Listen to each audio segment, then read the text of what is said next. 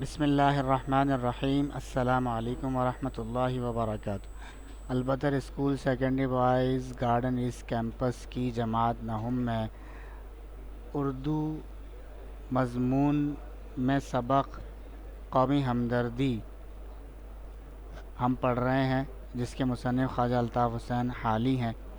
گزشتہ روز یہ ہم نے بتایا تھا کہ بھئی سبق ختم ہو چکا، لیکن چند اضافی چیزیں ضروری محسوس ہوئیں کہ ان کو بھی پڑھنا چاہیے اور اس کے حوالے سے مشق بھی کرنی چاہیے، تو وہ آج انشاءاللہ ہم پڑھیں گے اور مشق کریں گے۔ تو آئیے دیکھتے ہیں کہ وہ کیا چیزیں ہیں۔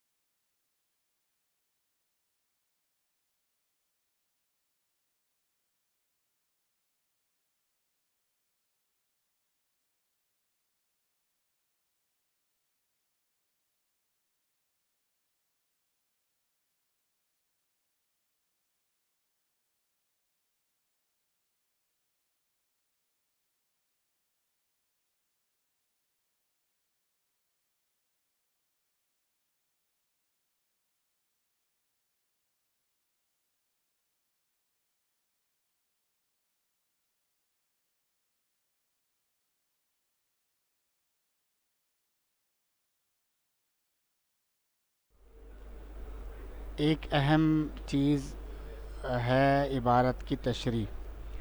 بعض دفعہ مشقوں میں جملے دیے ہوئے ہوتے ہیں، عبارت دی ہوئی ہوتی ہے اور ان کی تشریح کا پوچھا جاتا ہے، لیکن بعض دفعہ مشق میں، سبق کی مشق میں، ایکسرسائز میں جملے یا عبارت کی تشریح نہیں پوچھی جاتی، لیکن امتحان میں تشریح آ جاتی ہے، اور امتحان میں جو تشریح جملوں کی یا عبارت کی، اقتباس کی آتی ہے، اس کا اس سے تعلق نہیں ہوتا کہ اس سبق کی مشق میں تشریح پوچھی گئی تھی یا نہیں پوچھی گئی تھی۔ لہٰذا ہر سبق میں کچھ جملے ہمارے سامنے ہونے چاہیے کہ جن کی کچھ عبارتیں، کچھ اقتباس ایسے ہونے چاہیے کہ جن کی تشریح ہم کر لیں، اس کی مشق ہم کر لیں۔ تو دیکھیے اس سبق میں دو جملوں کی ہم تشریح انشاءاللہ تعالی کریں گے۔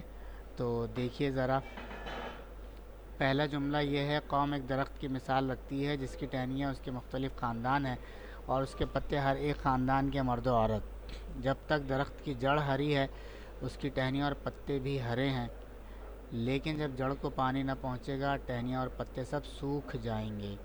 یہ تو ہوئی عبارت۔ حوالہ عبارت کیا ہے؟ مندرجہ بالا اقتباس ہماری 10ویں کتاب کے سبق قومی ہمدردی سے لیا گیا ہے۔ اس کے لکھنے والے ہیں خواجہ الطاف حسین حالی۔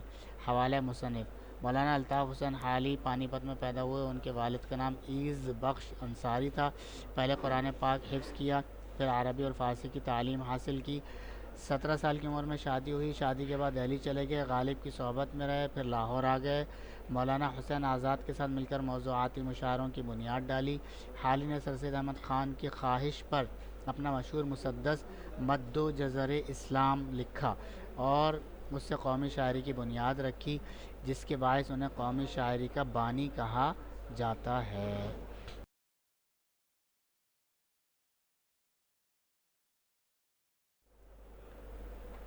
گزشتہ سلائیڈ میں جو عبارت اقتباس لکھا ہوا ہے اس کی تشریح اس طرح کی جا سکتی ہے، یوں ہو سکتی ہے: قوم چاہے مسلم ہو یا غیر مسلم، اس کی مثال ایک درخت کی طرح ہے جس کی ٹہنیاں اس قوم کے مختلف خاندان ہیں اور اس خاندان کے مرد و عورت اس درخت کے پتے ہیں۔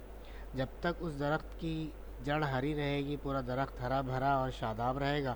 یہی حال قوم کا ہے کہ اس کے افراد جو کہ درخت کے پتوں اور ٹہنیوں کی طرح ہیں، اگر اپنی قوم کی خدمت گزاری اور ہمدردی کے ذریعے اس کو پانی نہیں دیں گے تو درخت کی ٹہنیاں اور پتے سب سوکھ جائیں گے، یوں آپس کے رشتے مرجھا جائیں گے اور قوم بجائے قوم کے ہجوم کی شکل اختیار کر لے گی جس کی روح مر چکی ہوگی۔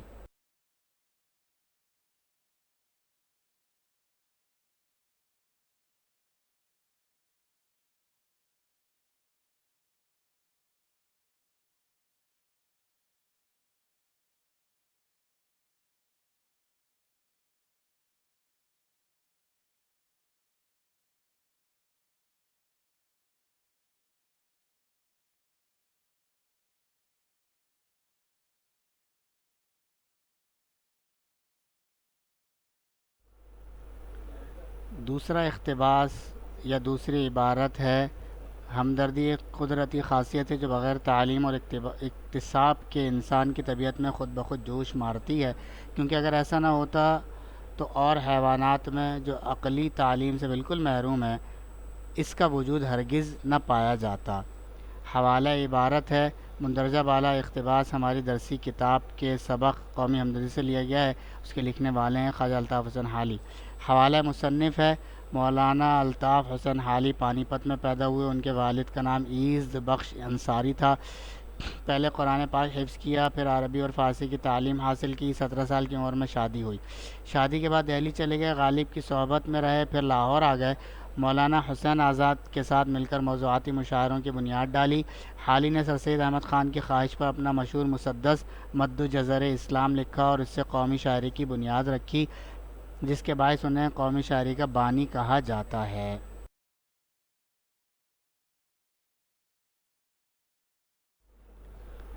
دوسرے اقتباس اور دوسری عبارت کی تشریح یوں ہو سکتی ہے: جذبہ ہمدردی کے حوالے سے مصنف یہ بتانا چاہتے ہیں کہ ہمدردی انسانوں اور جانوروں کے دلوں میں پیدا نہیں کی جاتی، بلکہ ایک قدرتی عمل یا خاصیت ہے جو خود بخود پیدا ہوتی ہے۔ اس کے لیے کسی قسم کی تعلیم و تربیت کی ضرورت نہیں، بلکہ یہ تو وہ جذبہ محبت اور چاہت ہے جو انسان کی طبیعت میں خود بخود جوش مارتا ہے، کیونکہ اگر ایسا نہ ہوتا تو حیوانات میں جو کہ عقل اور تعلیم دونوں سے محروم ہیں یہ جذبہ قطعاً نہ پایا جاتا۔ انسانوں میں ہمدردی کا جذبہ اس لیے رکھا گیا ہے کہ دنیا کا نظام درہم برہم نہ ہو جائے۔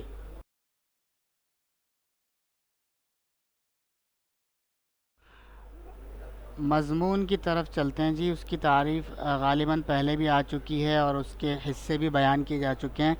اب یہ وہ تعریف ہے جو کتاب میں مشق کے صفحے پر لکھی ہوئی ہے، تو دیکھیے وہ کیا تعریف ہے۔ مضمون نثر کی وہ صنف ہے، قسم ہے، جس میں کسی متعین موضوع پر اپنے خیالات اور جذبات و احساسات کا تحریری اظہار مضمون کہلاتا ہے۔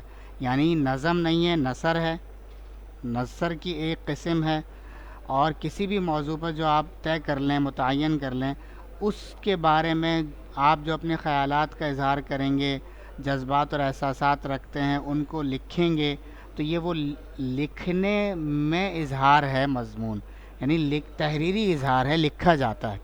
مضمون کے لیے موضوع کی کوئی قید نہیں، دنیا کے ہر معاملے، مسئلے یا موضوع پر مضمون لکھا جا سکتا ہے۔ مضمون کی خاص ترتیب ہوتی ہے: نمبر 1 زیر بحث مسئلے کا تعارف، نمبر 2 حمایت مخالفت میں دلائل، نمبر 3 نتیجہ۔ یہی وہ تینوں چیزیں ہیں جن کو آپ مضمون کے حصے بھی کہہ سکتے ہیں۔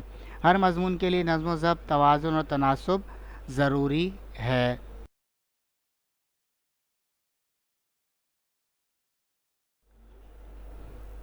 مضمون کے حصے کیا ہوتے ہیں؟ دیکھیے جی، مضمون کے 3 حصے ہوتے ہیں: تمہید یا ابتدائیہ، یعنی ابتدائی وہ بات، وہ پیراگراف یا وہ چند پیراگراف جن میں انٹروڈکشن ہوتا ہے، جو بھی آپ لکھنا چاہتے ہیں اس کا تعارف ہوتا ہے، اور وہ اس طرح دلچسپ انداز سے لکھا جاتا ہے کہ وہ پڑھ کر بندہ اگلا حصہ بھی پڑھنے پر آمادہ ہو جائے اور دلچسپی پیدا ہو جائے، جستجو پیدا ہو جائے کہ یار دیکھیں آگے کیا لکھتے ہیں۔ دوسرا حصہ ہوتا ہے نفس مضمون، جس میں دلائل کے ذریعے سے آپ اصل موضوع پر، اصل ٹاپک پر ساری بات کرتے ہیں۔ اس کے لیے 1 2 3 4 جتنے پیراگراف آپ لکھنا چاہیں لکھیں، ایک پیراگراف میں ایک بات ذکر کی جائے۔ نمبر 3 اختتام یا اختتامیہ، یعنی یہ کہ اب کنکلوژن ہوگا، خلاصہ ہوگا جو کچھ آپ نے لکھا ہے اس کے حوالے سے، اور اپنے عزم کا اظہار بھی ہو سکتا ہے اور دوسروں کو اس پر آمادہ بھی کیا جا سکتا ہے۔ دیکھیے یہاں پر مثلا ایک ملک کی معروف سماجی شخصیت عبدالستار ایدھی کے بارے میں مضمون لکھنا ہو تو پہلے حصے میں ہم سماجی شخصیت کا مطلب بتائیں گے، پھر چند مشہور شخصیات کے نام بتائیں گے، اور یہ بتائیں گے کہ ان میں سے ایک عبدالستار ایدھی بھی ہیں۔ یہ پہلا حصہ ہو جائے گا۔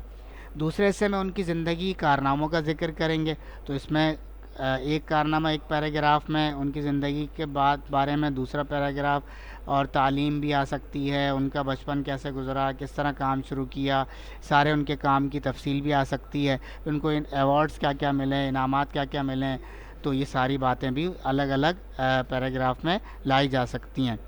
تیسرے حصے میں ساری بات کا خلاصہ کہ بھئی ہم نے اب تک کیا کہا، تو یوں کہہ سکتے ہیں الغرض، یہ پتہ چلا کہ یہ ایک ایسی شخصیت ہیں اور یوں ہے اور یوں ہے اور ایسا ہے اور ایسا ہے، یوں کر سکتے ہیں خلاصہ.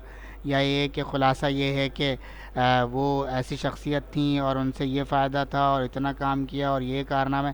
اس طرح آپ خلاصہ کر سکتے ہیں. دوسرے نمبر پہ اسی تیسرے حصے میں لوگوں سے ہمدردی کے حوالے سے اپنا عزم بھی بیان کیا جا سکتا ہے. اب میرا اپنا دل چاہتا ہے عبدالستار ایدھی صاحب کو دیکھ کر کہ میں بھی اس طرح لوگوں کی ہمدردی کروں اور لوگوں کے کام آؤں. اور تیسرے نمبر پر تیسرے ہی حصے میں یہ بات بھی آ سکتی ہے کہ بھائی عبدالستار ایدھی کی طرح ہم سب کو ہمدردی کرنی چاہیے. آپ بھی اٹھیں، قدم بڑھائیں اور جو ہے معاشرے کے اندر کام کریں، لوگوں کی ہمدردی کریں اور لوگوں کے کام آئیں. یہ اس طرح سے کیا ہو جائے گا؟ مضمون ہو جائے گا. آگے چلتے ہیں.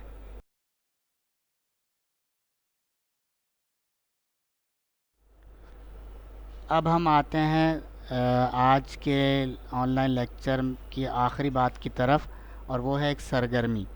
اگر میں عبدالستار ایدھی ہوتا، یعنی میں، آپ ہر ایک اپنے بارے میں امیجن کرے، سوچے کہ بھئی اگر میں ہوتا عبدالستار ایدھی، ان کی جگہ ہوتا تو میں کیا کرتا.